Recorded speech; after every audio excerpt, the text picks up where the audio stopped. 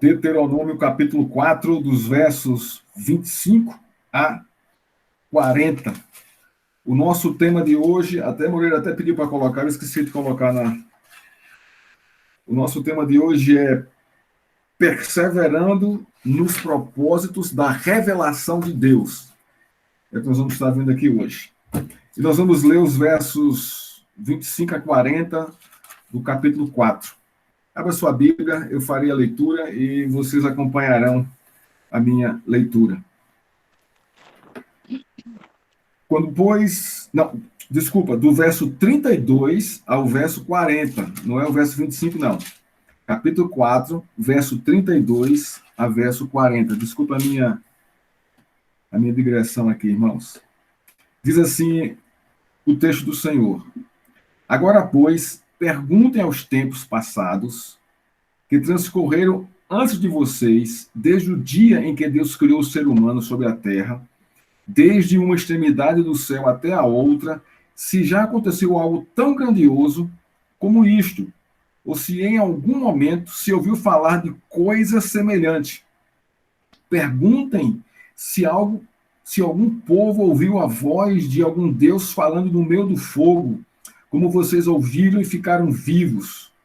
Ou se já houve um Deus que tentou ir tomar para si um povo do meio de outro povo, com provas, com sinais, com milagres, com lutas, com mão poderosa, com braço estendido e com feitos espantosos, segundo tudo que o Senhor, seu Deus, fez por vocês no Egito, como vocês viram com seus próprios olhos. Isso foi mostrado a vocês para que soubessem que o Senhor é Deus, nenhum outro há além dele. Dos céus, ele fez com que ouvissem a sua voz para ensiná-los. E sobre a terra lhes mostrou o seu grande fogo, e do meio do fogo vocês ouviram as suas palavras. Ele amou os pais de vocês e escolheu os seus descendentes depois deles. Por isso, o Senhor os tirou do Egito com a sua presença e com sua grande força, para expulsar da frente de vocês nações maiores e mais poderosas do que vocês, para fazer com que vocês entrassem na terra deles e dá-la a vocês por herança, como hoje se vê. Por isso, hoje vocês saberão e refletirão em seu coração que só o Senhor é Deus, e em cima no céu e embaixo na terra não há nenhum outro Deus. Portanto, guardem os seus estatutos e os seus mandamentos, que hoje lhes ordeno, para que tudo vá bem com vocês e com seus filhos depois de vocês, e para que vocês prolonguem os seus dias na terra que o Senhor, seu Deus, lhes dá, dando para todo o sempre. Vamos orar ao Senhor. Pai, estamos diante do Senhor, da Tua palavra, e nós carecemos da Tua ajuda, Senhor, do Teu Espírito, abrindo o nosso entendimento, abrindo o nosso coração, nos fazendo entender a Tua palavra, Senhor, para aplicá-la por meio do Teu Espírito Santo à nossa vida prática, ao nosso dia a dia, ao nosso cotidiano, Pai. Perdoa nossos pecados e nos ajuda, Senhor, a nos deleitarmos no Senhor, a desfrutarmos do Teu consolo, do Teu conforto, da Tua boa mão, conduzindo a Tua igreja, fortificando-nos e fortificando a Tua igreja, para a Tua honra e para a Tua glória, para que, Senhor, nós possamos louvar, adorar e engrandecer o Teu nome. Assim te pedimos, em nome de Cristo. Amém. Irmãos, no capítulo 4, Moisés nos mostra, no seu sermão, a aliança e a lei de Deus, e começa a apresentar os 10 mandamentos e as outras leis para que essa geração que começa a entrar na terra se lembre delas. No contexto, no texto que nós lemos aqui, Moisés continua trazendo à memória do povo a história da revelação de Deus e de sua redenção desde o princípio até a posse da terra prometida. ele exorta o povo para o objetivo e a finalidade da aliança e da lei de Deus para a vida do povo e o estabelecimento da nação em Canaã como nação de Deus. No texto que nós lemos, dos versos 32 a 40, Moisés faz 3 perguntas ao povo para chamar a atenção da nova geração, para que eles entendessem que a revelação de Deus e a sua redenção foi dada para o seu povo de modo especial. Ele faz 3 perguntas. A primeira está no verso, a segunda está no verso 33 e a terceira está no verso 34. Quais foram as perguntas que Moisés fez para essa geração? A primeira pergunta no verso 32. Na história da humanidade, houve algum povo, além de Israel, que recebeu a revelação do Criador e da criação de todas as coisas? Ele faz essa pergunta ao povo. A segunda pergunta está no verso 33.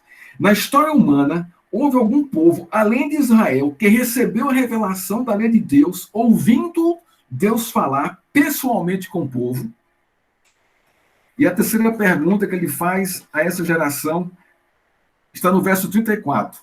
Na história humana, houve algum outro povo, além de Israel, que Deus escolheu para si, redimindo-os da escravidão do pecado?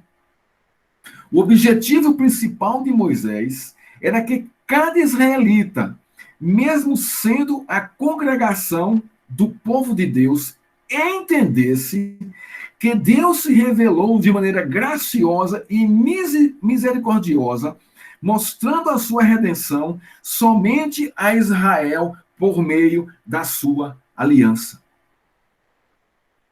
A lição para o povo era: nenhuma outra nação na história recebeu a revelação de quem é Deus e do seu propósito redentivo.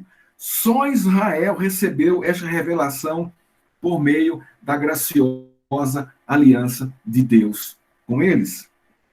A lição para o povo era: Deus quer bem a Israel, não porque Israel tem algo de grande ou tem algo que agrade a Deus. Ele não tem nada que agrade a Deus, mas é Deus que graciosamente e misericordiosamente elegeu Israel para si.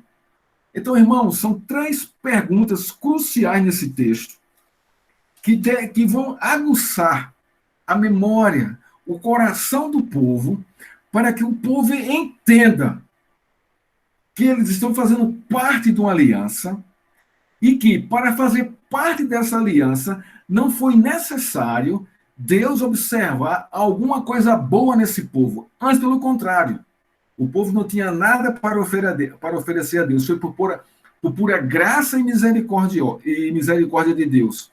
A segunda coisa era que o povo entendesse que de dentre todas as nações da história da humanidade, naquele contexto, só Israel recebeu visivelmente e adivelmente a revelação de quem é Deus e dos seus propósitos redentivos. Irmãos, isso por si só deveria fazer com que essa nação se debruçasse diante de Deus em temor, em gratidão e em obediência. Tamanha a operosidade e a grandiosidade dos atos de Deus sobre essa nação. A gente traz para o nosso contexto. O nosso contexto é a igreja. E da mesma forma que Deus se revelou a Israel por meio da sua palavra, porque Israel não viu imagem alguma, mas ouviu o verbo ser falado por Deus. Israel ouviu a voz de Deus. Da mesma forma, a igreja recebe a revelação de Deus e muito mais especificamente, porque ela vai receber a revelação de Deus por meio de Jesus Cristo, por meio do Verbo que se fez carne e habitou entre nós. Então, isso implica em quê para nós? Implica para nós que a nossa resposta a essa revelação de Deus deve ser tratada com temor, com graça, com submissão e obediência, porque é muito mais, muito maior para nós, não é? Foi a intensidade dessa revelação. Por quê? Porque nos primórdios ali, ainda com Israel, Jesus Cristo era apenas anunciado. Conosco, essa profecia se completa, temos a plenitude da revelação de Deus. Então, cabe a nós uma maior dedicação e uma maior resposta a Deus diante dos fatos. O tema da nossa pregação hoje é perseverando nos propósitos da revelação de Deus. Nós vamos dividir esse texto aqui em 3 momentos. E entendemos no primeiro momento o quê? E vamos entender no primeiro momento o propósito da revelação de Deus, versos 32 a 34. E vamos estar aplicando, irmãos, diretamente o contexto do texto, a aplicação à igreja hoje, a minha e a sua vida. Então, no primeiro momento, nós vamos tratar sobre o propósito da revelação de Deus, versos 32 a 34. O segundo momento, o propósito do êxodo e do sinal na revelação de Deus para o povo, para Israel naquele contexto. E vamos fazer uma similaridade com a encarnação, morte e ressurreição de Cristo, aqui nesse segundo ponto. O terceiro ponto, o propósito da graciosa aliança de Deus. Vamos caminhar, irmãos, com a nossa exposição. O nosso primeiro momento, o nosso primeiro ponto. O propósito da revelação de Deus. Versos 32 a 34. O texto diz assim: agora, pois, perguntem aos tempos passados, que transcorreram antes de vocês, desde o dia em que Deus criou o ser humano sobre a terra, desde uma extremidade do céu à outra, se já aconteceu algo tão grandioso como isto, ou se em algum momento se ouviu falar de coisas semelhantes sobre as nações. O verso 33, perguntem se algum povo ouviu o amor de Deus, falando do meu do fogo, como vocês ouviram e ficaram vivos. E o verso 34, ou se já houve algum Deus que tentou lhe tomar para si um povo do meio de outro povo, com provas, com sinais, com milagres, com lutas, com mão poderosa, com braço estendido e com feitos espantosos, segundo tudo que o Senhor, seu Deus, fez por vocês no Egito, como vocês viram com seus próprios olhos.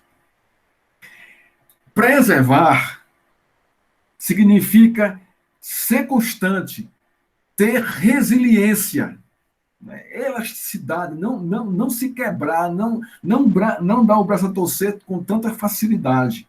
Propósito é aquilo que se busca alcançar com a perseverança. A perseverança e o propósito são 2 condutas exigidas na relação do crente com Cristo. Isto é, dado por meio do Espírito Santo, lá exposto em Atos 1:8, que diz assim: mas recebereis poder ao descer sobre vós o Espírito Santo e ser-me-eis minhas testemunhas. Para ser testemunha de Jesus Cristo, nós temos que perseverar nesse propósito. E essa perseverança e esse propósito vem sobre nós por meio da ação do Espírito Santo sobre o crente. No contexto de Moisés, a perseverança e o propósito sobre a nação vem sobre a nação por meio da revelação de Deus em sua palavra, na manifestação da sua lei. Essas 2 condutas exigidas na relação pessoal com Cristo dependem da revelação da sua lei, tanto para Israel como para nós. Vamos traduzir a lei pelo Evangelho. Sendo assim, a conduta de como se deve se relacionar com Cristo, e no contexto aqui, com Deus, aqui no texto que lemos, está revelada em sua palavra. No contexto de Moisés, está revelada em sua lei. Então, é o conhecimento da palavra de Deus que promove a perseverança e o propósito na vida cristã. Tanto para o povo de Israel, aqui nesse contexto, como para nós hoje na igreja. Por isso que é tão importante você ouvir a exposição, a pregação da palavra de Deus, para que você entenda e você persevere dentro desse contexto da palavra, com suas promessas, com seus propósitos, com a sua finalidade, para aplicar da sua vida. O capítulo 4, Moisés está chamando o povo para ouvir o que se deve ser ouvido. Sua intenção é exortar o povo a perseverar em conhecer a Deus, aplicando os princípios da sua lei como propósito de vida. É a mesma coisa, irmãos. Observa aqui as perguntas que ele faz ao texto. E a resposta, né? A gente vai ver que a resposta dessas perguntas, não é? Só Deus pode fazer isso. Não há outro Deus que possa fazer isso. Mas o interessante das perguntas, irmão, não é a resposta em si da pergunta. O conteúdo, o propósito da resposta é que Israel entenda que só ele recebeu essa revelação. E nenhuma outra nação. Moisés, nos versos 25 a 31, exorta o povo a perseverar e a ter o propósito correto diante da aliança feita com o Senhor no Sinai. No contexto anterior, os céus e a terra são chamados como testemunhas entre o Senhor e Israel. Isso aqui está no verso 25 a 31. A permanência de Israel na aliança resultaria em bênção, mas a quebra resultaria na certeza de grandes aflições. A questão é, o que é que tem a ver os céus e a terra como testemunha de que Israel era um povo aliançado? Quando Moisés chama aqui, evoca aqui o testemunho dos céus e da terra, está evocando a história de Deus na realidade humana. Céus e terra, que vem desde a criação, desde a sua manifestação na criação, e depois a manifestação de Deus se revelando ao seu povo. Dentro da história, os céus e a terra, naquele contexto que Deus tira o povo do Egito até a entrada da terra, são testemunha dos feitos grandiosos de Deus, e o povo foi testemunha, assim como os céus e a terra foram, desses feitos grandiosos de Deus. Os céus e a terra apontam para o testemunho da revelação de Deus na história humana, principalmente e especificamente, aqui no contexto, para a história da redenção do povo de Deus. Os céus e a terra testemunharam o Egito, o Mar Vermelho, o Sinai, Canaã. Olha, é isso que está chamando aqui a atenção do povo. Nesses fatos, que estão revelados para o céu e para a terra e para o povo, Deus se revelou ao povo, como também revelou ao povo a sua redenção, a sua salvação e a eleição da nação de Israel. Irmãos, se nós olharmos para a cruz, nós devemos perceber esta mesma realidade que Moisés está trazendo à memória do povo, evocando os céus e a terra como testemunha da ação de Deus na história humana. A cruz é um testemunho do céu e na terra, e para nós também, do poder gracioso de Deus, da sua salvação, da sua redenção para o seu povo. É a completitude em Cristo do que está exposto aqui em Deuteronômio. E quando nós olhamos para a cruz, devemos ter em nosso coração essa retrospectiva do testemunho de Deus em toda a história. Porque Cristo é o quê? Cristo é a plenitude da promessa que vem desde Gênesis 3, 15 vem de lá. Os céus e a terra vêm testemunhando a ação de Deus sobre o seu povo, e esse povo revelando e guardando a semente messiânica até Cristo. Dos versos 32 a 40, né, o foco muda dos atos de Deus para o propósito e a perseverança do povo em guardar e obedecer à lei de Deus. O povo testemunhou os feitos. O povo testemunha a grandiosa, os sinais, a gente acabou de ler aqui no texto, os sinais potentosos de Deus. Agora, vocês viram quem é Deus, na revelação desses sinais. Agora, o que importa é que vocês perseverem e guardem e obedeçam à lei de Deus. Nos versos 32 a 34, Moisés faz 3 perguntas que levam o povo a observar o testemunho de Deus na história. Se o objetivo com essas perguntas é revelar a pessoa de Deus como autor, sustentador, provedor da história da redenção do seu povo.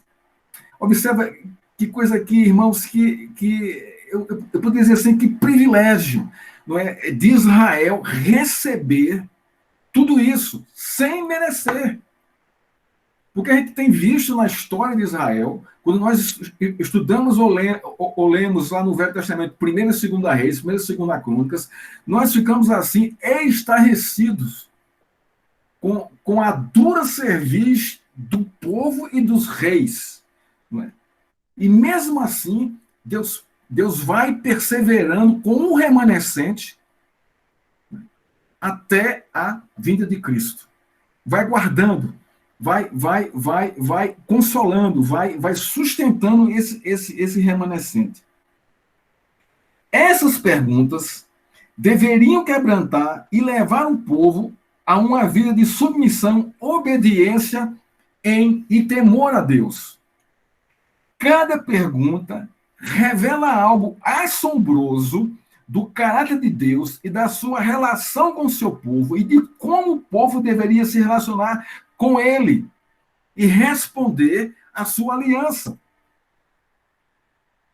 Vejamos aqui a primeira pergunta de Moisés. E o que ele quer e qual é o objetivo dela. No verso 32. Aconteceu algo tão grande como este, o dia em que Deus criou o ser humano sobre a terra. Alguém já ouviu falar de coisa semelhante feita por outro Deus? Claro que a resposta é não do povo. Mas a questão não é só a resposta. A questão é entender que Deus está revelando a esse povo quem criou todas as coisas.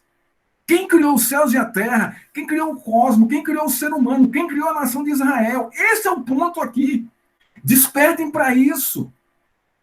Moisés chama o povo para observar o panorama da história humana no tempo e no espaço, para entender que Deus está revelando esta grandiosa verdade a seu povo.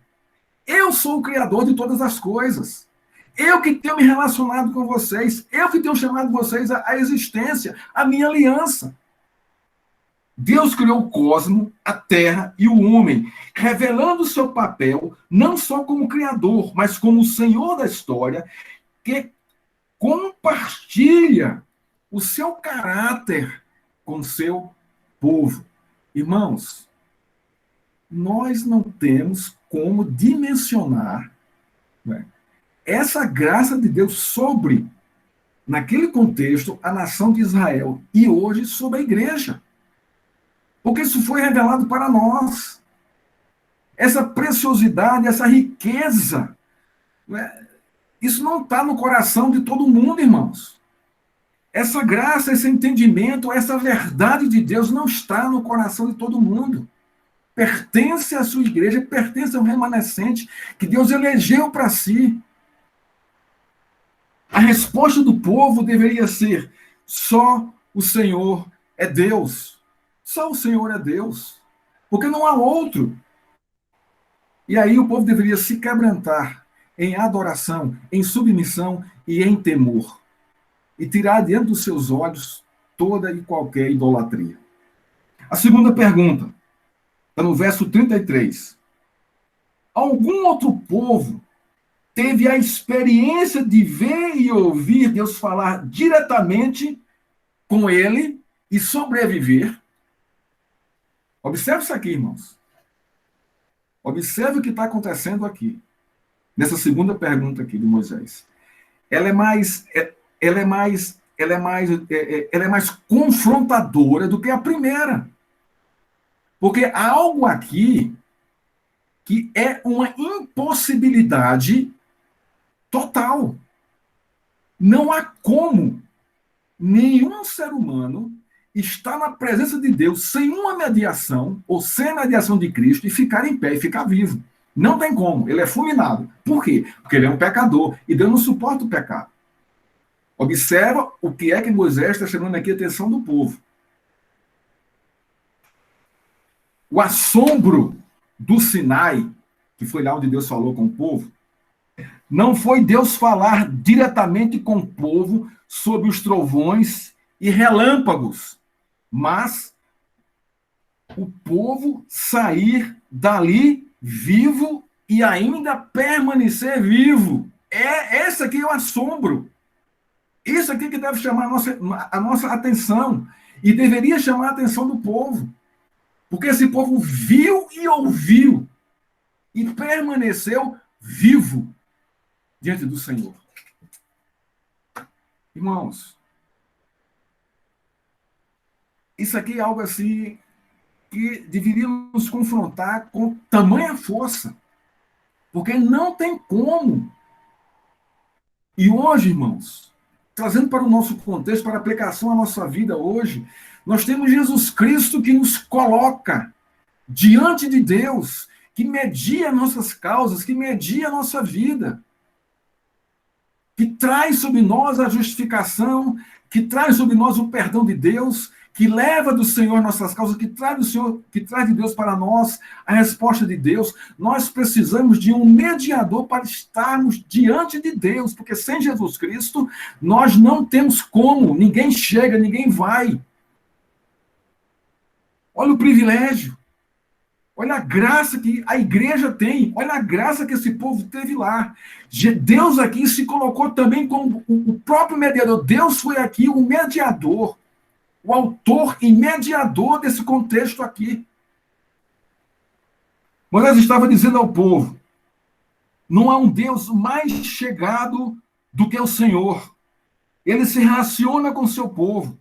Ele fala com o seu povo por meio da sua palavra e o povo permanece vivo diante dele. Isso aqui é antes dos sacrifícios que a lei estipulou logo em seguida. Observe o que está acontecendo aqui. Deus aqui se põe como justificador do povo, porque aceita, se faz presente e o povo não é morto. Moisés está revelando o coração cheio de graça e misericórdia do Senhor diante de um povo pecador. Que não tem como, irmãos, Deus agir dessa forma sem ser misericordioso, sem ser gracioso e sem ser justificador. Não tem como. Porque o povo é um povo pecador, de dura cerviz. E qual era a resposta do povo? Qual deveria ser a reação do povo? Só o Senhor é Deus. Não existe um Deus na história humana que faça isso com o seu povo, ou que fez isso com o seu povo. E ainda hoje está para nascer um Deus na história da humanidade que faça isso com o seu povo. Você não encontra. Não tem. Não tem. Nem qualquer líder político consegue fazer isso. Porque a redenção não vem por meio da sociedade, não vem por meio do homem. Ele é incapaz, ele é impotente a isso. Só Cristo é quem traz essa mediação, é quem coloca o pecador justificado diante de Deus para que ele goze da comunhão plena com o Senhor, ouvindo a sua voz por meio da sua palavra. A terceira pergunta. Já houve algum Deus que tomou para si uma nação dentro de outra e a libertou da escravidão do pecado? Olha a pergunta aqui de Moisés agora, que vai atingir diretamente, não é, a realidade, não é, experiencial desse povo que ficou 400 anos em cativeiro egípcio. A redenção de Israel foi um ato de pura graça. Deus escolheu Israel não porque era uma nação poderosa, ou numerosa, ou perfeita e fiel, mas por causa do seu amor. Irmãos, por que Deus escolheu a igreja? Por que Deus lhe chamou? O que é que havia, o que há em você, que agrade Deus ao ponto dele olhar para você e se agradar de você e de chamar você para ele? Me responda se você tem essa resposta. A resposta é nada. Não há nada em nós. Por mais perfeito que pensamos que sejamos, por mais piedosos que pensamos que sejamos, por mais honestos e morais que sejamos, nada disso agrada a Deus. Por quê? Porque o nosso coração, que simboliza a nossa natureza, é completamente depravado. Se Deus não se agrada, se Deus não olha para nós com a luz do seu rosto, nós estamos perdidos. E Deus olhou para Israel dessa forma e o chamou e o resgatou para si. O Salmo 44:3, que nós estudamos na quinta-feira passada, né, o verso 3, é aplicável diretamente a essa pergunta e essa resposta que o povo deveria dar a Moisés, e a ter esse entendimento para poder responder a Moisés. O Salmo 44:3 diz o seguinte: pois não foi por sua espada que eles conquistaram a terra, nem foi o seu braço forte que lhes deu vitória, e sim a tua mão poderosa e o teu braço. Agora, observa aqui agora o final do versículo. E a luz do teu rosto, porque te agradastes dele. Olha só. Deus olhou para Israel com a luz do seu rosto. Irmãos, isso é o quê? Isso é graça e misericórdia. E Deus se agradou desse povo. Como é que Deus, irmãos, olhou para nós para formar a igreja? Da mesma forma, com a luz do seu rosto voltada para nós, ele se agradou de nós e formou e está edificando a sua igreja. A razão de Deus eleger e redimir Israel não foi porque ele se agradou deles. Eles não tinham nada que pudesse agradar a Deus. Foi Deus quem usou de graça e misericórdia e redimiu Israel e o tomou para si. Assim como Deus nos redimiu, tomando-nos para ele, por meio da graciosa justificação de Cristo. A morte e a justificação de Cristo estão diretamente ligadas com a nossa redenção. Uma e outra não podem viver separadas. Ambas formam o conjunto pleno da obra redentiva de Deus para a sua igreja. Nestas perguntas, Deus revela sua pessoa, o seu propósito redentivo para o seu povo. Podemos ver a doutrina da graça e da soberana eleição de Deus nessas três perguntas para aquela nação, que se aplicam também a nós, como igreja do Senhor. A voz de Deus, os sinais e milagres, as ações aterrorizantes na história deixaram claro que foi Deus quem redimiu os israelitas.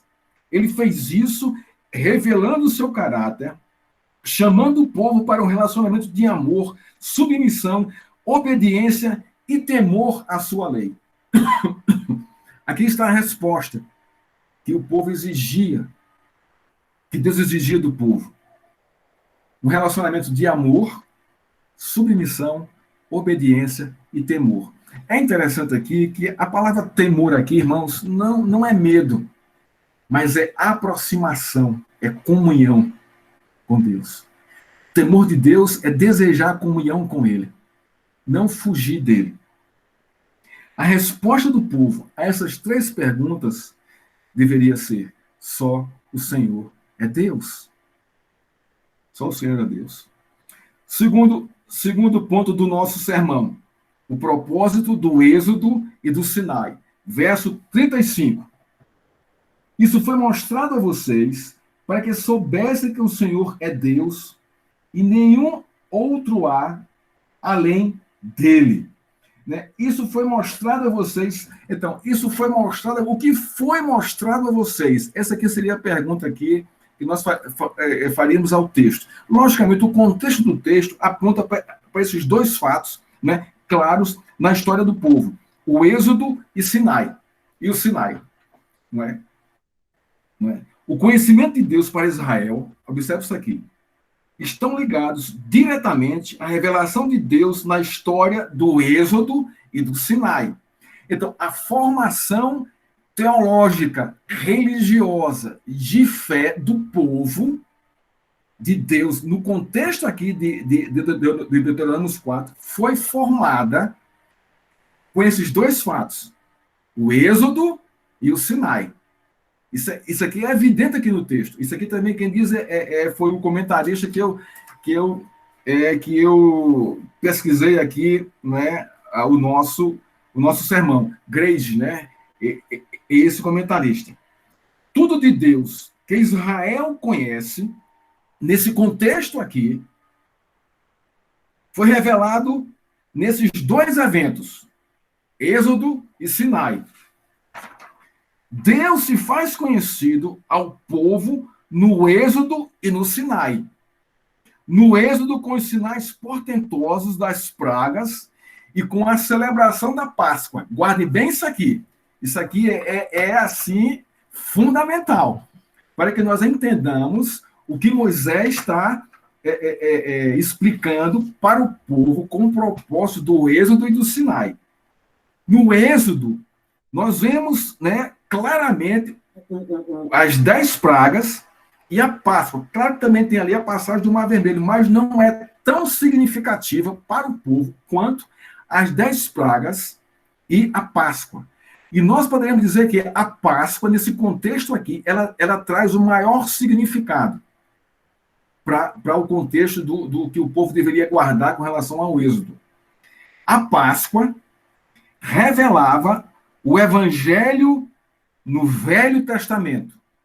O sangue do cordeiro imolado foi aspergido sobre os umbrais das portas após uma ceia, aonde as famílias comeram a carne do cordeiro e o sangue foi usado para marcar como sinal para o anjo que viria. Então, quando o anjo de Deus passou fazendo juízo sobre a nação idólatra, matando todos os primogênitos machos, o sangue era o sinal do livramento de Deus para o povo hebreu. E é interessante aqui, irmãos, que Deus vai livrar aqui os primogênitos. Olha que coisa interessante. Quem são esses primogênitos? São esses que estão entrando agora em Canaã. Olha que coisa linda, irmãos. Olha que coisa portentosa e maravilhosa. Além de salvar lá com o Êxodo, né, a Páscoa, além de salvar as famílias, preservou os primogênitos para esse fato aqui, que está acontecendo aqui, o povo entrando em Canaã.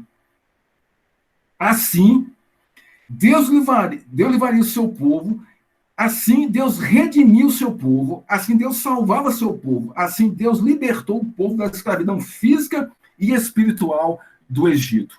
Então, esse feito aí, não é um feito que vai fundamentar, vai estruturar a fé desse povo que está entrando em Canaã. E Moisés está chamando aqui ao povo a lembrar disso. Quando nós olhamos para nós no Novo Testamento, irmãos, Nós não podemos também desconectar essa caminhada da teologia bíblica à Páscoa de Jesus Cristo, porque ele é o Cordeiro perfeito de Deus que tira o pecado do mundo. Vocês estão vendo que a Páscoa de Jesus Cristo também é a morte de Cristo, irmãos, ela é um fundamento estrutural da nossa fé. Esse é o ponto para aplicação para nós hoje. Sem a morte de Cristo não há cristianismo. Porque não se cumpre a promessa de Deus de trazer um libertador perfeito para o pecado do seu povo. Então, o Êxodo a gente relaciona com a Páscoa. Né? Agora, e o Sinai? Por que o Sinai? O Sinai revela Deus se revelando aos olhos e ouvidos do povo. Então, Deus fala ao povo. Deus fala.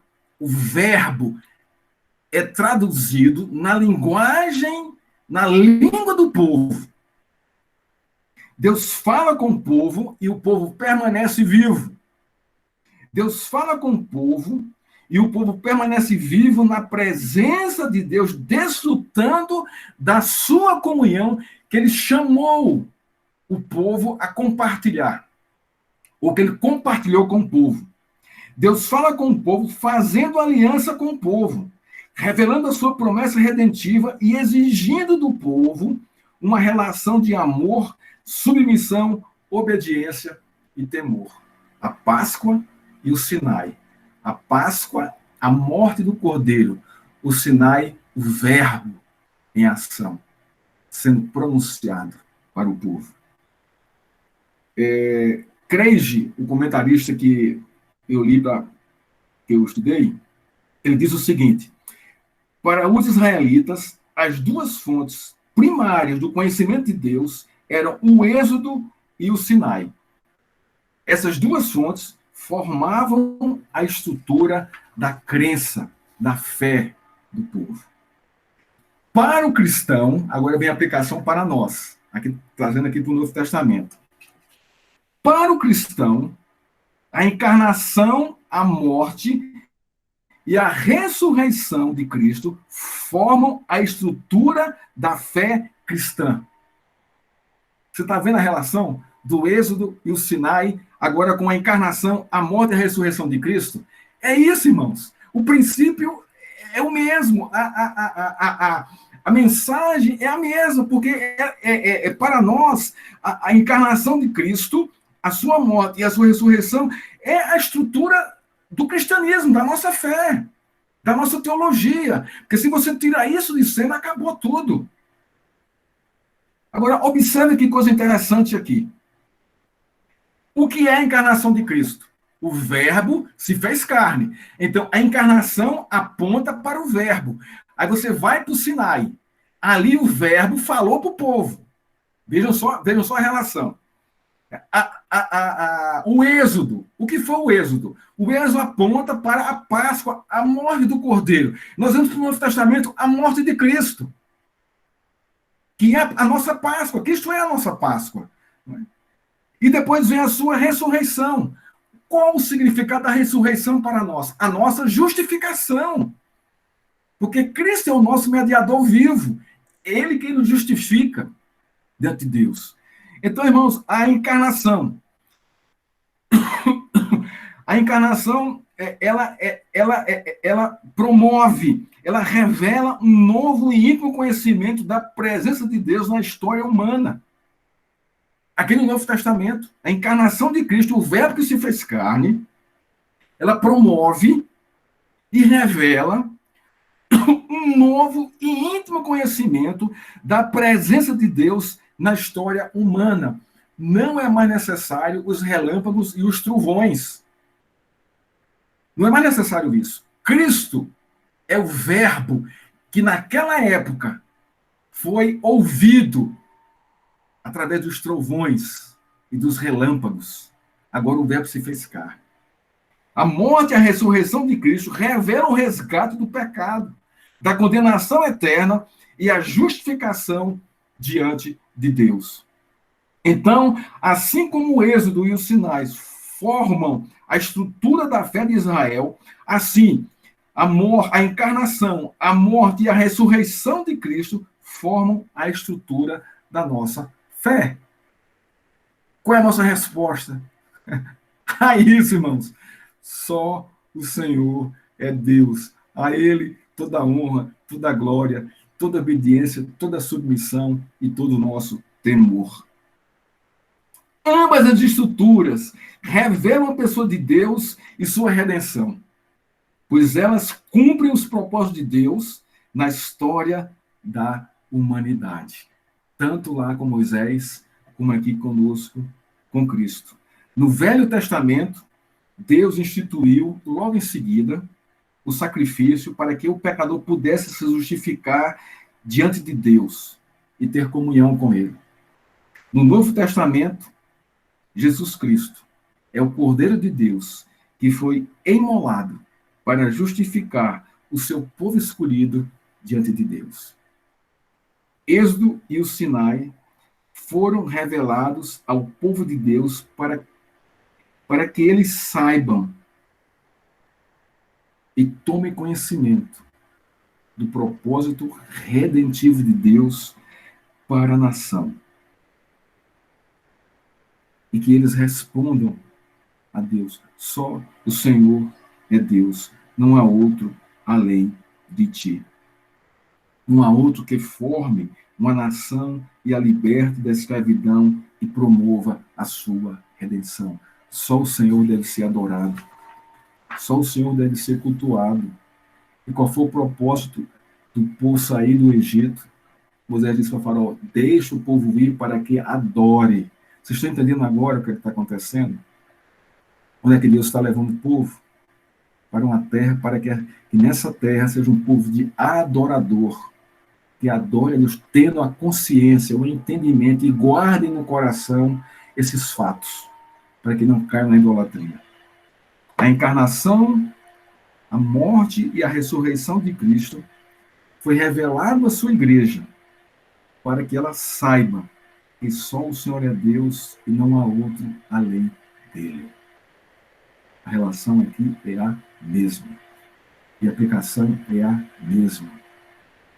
Terceiro e último ponto da nossa pregação, versos 36 a 40. Diz assim: dos céus ele fez com que ouvisse a sua voz. Olha que coisa linda aqui, lá no Sinai.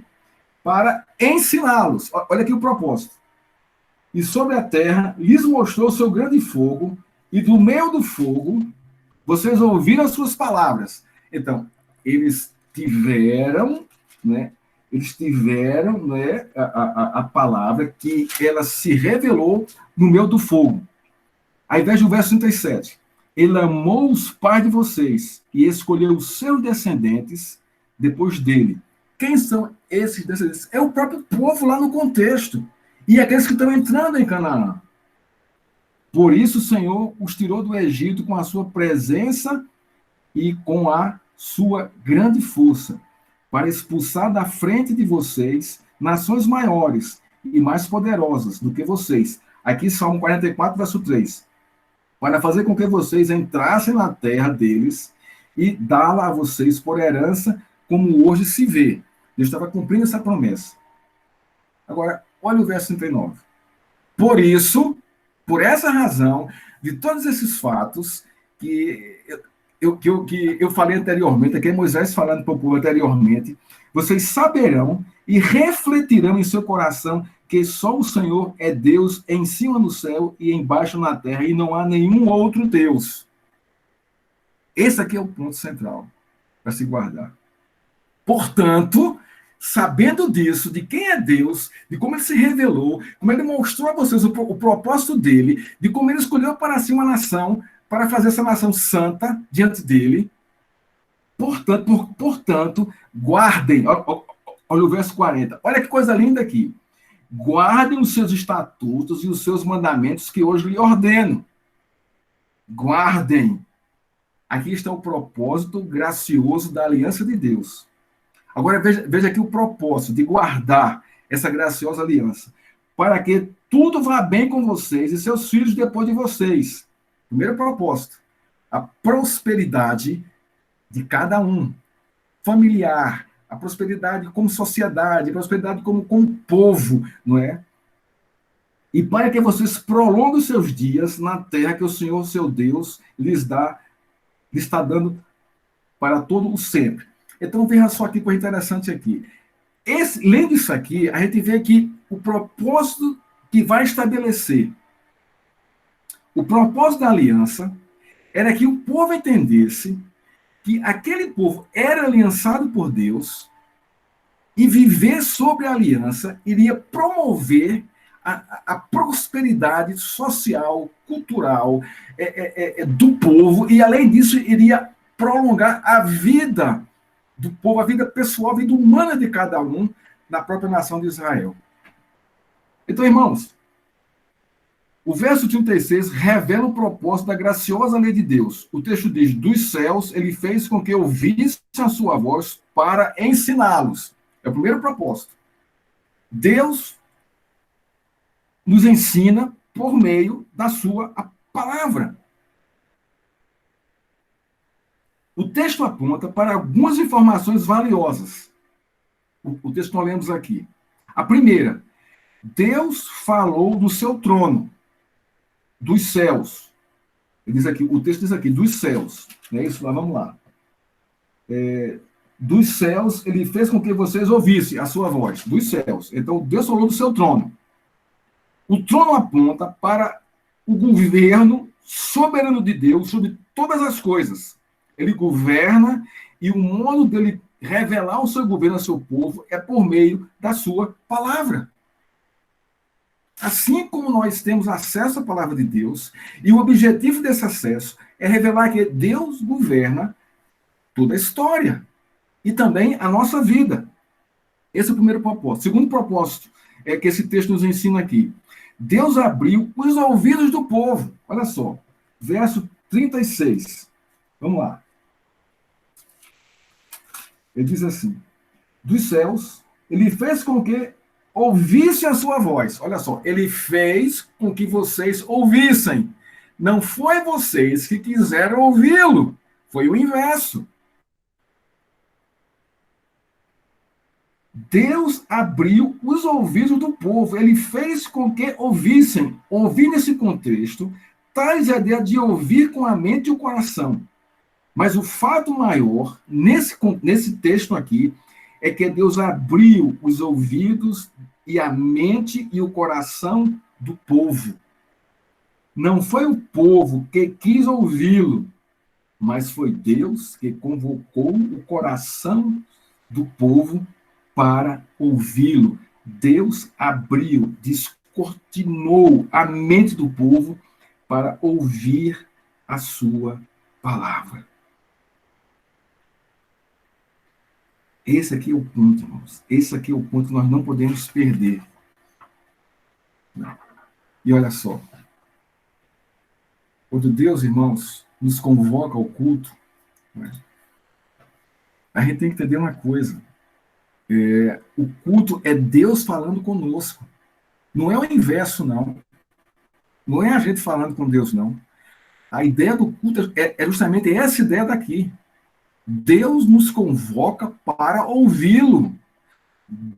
Deus descortina o nosso coração, a nossa mente, o nosso entendimento, para receber a palavra dele. Então, o culto é Deus falando comigo. Eu não vou cantar para Deus. Não é isso que está acontecendo no culto. Você não vai ao culto, né, para cultuar a Deus. Não, a ideia não é essa. A ação parte de você para Deus. É o inverso. É Deus lhe chamando, Deus lhe convocando para ouvi-lo, para ouvir a sua palavra, para ouvir os seus princípios, para ouvir o seu consolo e a sua exortação. Essa é a ideia do culto. Por isso que, quando a gente perde o culto, irmãos, fica aquele vácuo, né, na semana, na nossa vida. Né? Você não viu Deus falar com você. Então, a ideia primária do culto é essa. Eu vou porque Deus me chamou, me convocou para ouvi-lo. Eu não vou para ver o irmão, eu não vou para comungar com o irmão. Isso faz parte, mas o principal objetivo não é este. Eu não vou para louvá-lo, para cantá-lo. Não, isso aí faz parte, mas o principal não é isso. Isso são adornos do culto. O principal, irmãos, porque o centro do culto é Deus. É Ele que está ali. É Ele que vem para falar com o seu povo. Olha só. Se nós começarmos a entendermos e aplicarmos isso à nossa vida, eu creio que a nossa resposta no culto vai ser completamente diferente da que nós temos hoje. Né? Hoje a gente banaliza muito o culto. Ah, eu estou cansado, ah, está chovendo, ah, está fazendo calor, ah, chegou visita, aí você tem um monte de coisa que te desviam. Por quê? Porque para você, é você quem está indo cultuar. E esse é o entendimento idólatra. Não é assim que funciona. Não é assim. Lá não tem uma imagem para isso. Não é assim que funciona. Deus nos convoca com hora marcada, assim como convocou esse povo aqui do deserto por meio de Moisés. Deus falou com Moisés, disse, leva o povo, que eu vou falar com o povo. Então, aí, o nosso culto tem esse mesmo princípio. Eu estou indo porque Deus me convocou para ouvir a sua voz. Aí, quando eu sento ali, irmãos, então, eu começo a entender de uma forma diferente. Eu começo a me colocar diante de Deus como esse necessitado, pecador, frágil, não é? Que careço do seu conforto, da sua palavra, do seu ânimo, da sua exortação, para alimentar a minha alma e continuar, não é, a minha vida cristã. É importante isso que nós entendamos isso, porque é isso que Moisés está dizendo aqui ao povo. Olha, entenda isso. É Deus que convoca vocês para ouvi-lo. Por isso, irmãos, que a gente é muito preocupado com o que você está ouvindo aí fora. Ou o que está entrando em sua casa por meio dos canais da mídia hoje. Não escute qualquer pessoa, não escute qualquer pastor, mas escute aqueles que realmente tragam um conteúdo bíblico e você possa discernir. Esse homem falou, Deus falou por esse homem, por esse pastor para mim hoje. É muito sério isso. É muito sério. Pregar não é encher linguiça. Desculpa a expressão, não é blá, blá, blá, blá, blá, não é isso. Mas é levar o povo a essa dimensão, a essa consciência. Deus está falando comigo. Vamos lá.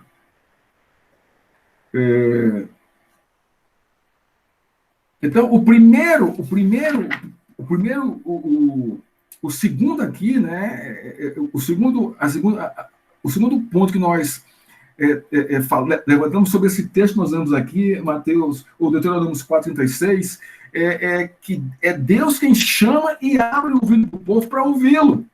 Terceiro, não é? Deus chamou o povo para a classe da escola dominical. Por quê? Chamou para ensiná-los. Veja só. Dos céus ele fez com que ouvisse a sua voz para ensiná-los. Olha só que coisa interessante aqui. A aplicação aqui é justamente essa. Deus chamou o povo para uma classe dominical. E quem Deus usou como mestre e professor? Moisés. Moisés, porque a partir do capítulo 5, Moisés vai expor toda a lei de Deus. Então, o povo foi para uma escola dominical. O verbo ensinar, no contexto aqui do texto, significa disciplinar, corrigir, instruir, consolar. Esse é o sentido do verbo aqui, aplicado aqui. Então, tudo isso você tem por meio de quê? Da pregação e do ensino da palavra de Deus. Hoje de manhã nós tivemos a escola bíblica falando sobre o profeta Isaías e quantos ensinos, exortações disciplinares e consolos nós tivemos ali. Deus falando por meio da boca do professor para o seu povo. Vocês estão me entendendo? Não há mistério nisso. Às vezes a gente espera que Deus desça do céu. Não é isso mais. Porque Deus escolhe os seus servos agora e os capacita para fazer essa função. O conteúdo, né, do ensino, né, também está exposto à Escritura. Aqui está exposto aqui. Né? Veja só, qual é o conteúdo desse ensino que Moisés chama para o povo ouvir? O contexto aponta para a lei de Deus revelada a esse povo. Por quê? Deus falou, Deus mostrou, Deus lhe mostrou com grande fogo, né? E no meio do fogo. Então, esse contexto do meio do fogo, com grande fogo, ele fala da lei de Deus. Da lei de Deus. E esse fato, então, o conteúdo é a lei de Deus. Mas, além do conteúdo, também Deus chama o povo para o temor, pelo que o povo estava vendo. Então, o povo devia ter temor. Né? Então, primeiro, era a lei, segundo, era o temor, e terceiro, era a aplicação do que o povo estava ouvindo. Não é? É interessante que, não é, essa aplicação está lá no verso 40. Aplicação da lei para a vida cotidiana, na nova terra, para que tudo te vá bem e seus dias se prolonguem sobre a terra. Aqui tem dois propósitos aqui, são dois frutos da aplicação à nossa vida da lei de Deus, para que tudo vá bem. Quando fala aqui tudo, irmãos, é todo o contexto da nossa existência social, cultural e espiritual. Lembra dos mandatos de Deus, o mandato social, o mandato espiritual, o mandato cultural, mandato social, trabalho, mandato cultural, trabalho, mandato social, casamento, e mandato espiritual, o nosso culto a Deus, e para ouvir falar. É isso aqui. É isso aqui. E a lei, né, a palavra de Deus, iria o quê? Iria levar o povo a essa prosperidade, que isso iria gerar uma comunhão profunda com Deus. E, além disso, os seus dias seriam prolongados. Dias prolongados. Uma vida prolongada. Aqui fala da vida eterna. Além da vida do contexto biológico, da vida eterna. Nesses princípios, Deus estava expondo a sua graciosa lei ao povo. Leis justas e perfeitas que nação nenhuma do mundo havia recebido de seus deuses. No verso 37, mais uma vez Moisés revela a graciosa e amorosa eleição de Deus. Olha o verso 37, não é? O que é que ele diz aqui? Ele fala aqui o seguinte, no verso 37. Ele amou os pais de vocês e escolheu os seus descendentes depois deles, que são eles mesmos. Por isso o Senhor os tirou do Egito com a sua presença e com a sua grande força. A tremenda e graciosa eleição de Deus. Porque Deus não fez isso com nenhuma outra nação. Porque Deus amou este povo e revela-se a ele. E faz aliança com ele. Tira-os do Egito, leva até a terra prometida por herança. Toda essa ordem dos feitos de Deus e dos fatos sobre esse caminhar na história revelam o amor de Deus sobre seu povo. Deus amou esse povo. Ele amou os pais de vocês e escolheu os seus descendentes, vocês também. O povo de Deus é o povo da aliança, tanto do Velho como do Novo Testamento. Nós somos o povo da aliança. No Velho Testamento, a Páscoa e o Sinai são as realidades centrais que revelam ao povo que Deus é o povo da aliança e que Deus chama esse povo à sua aliança.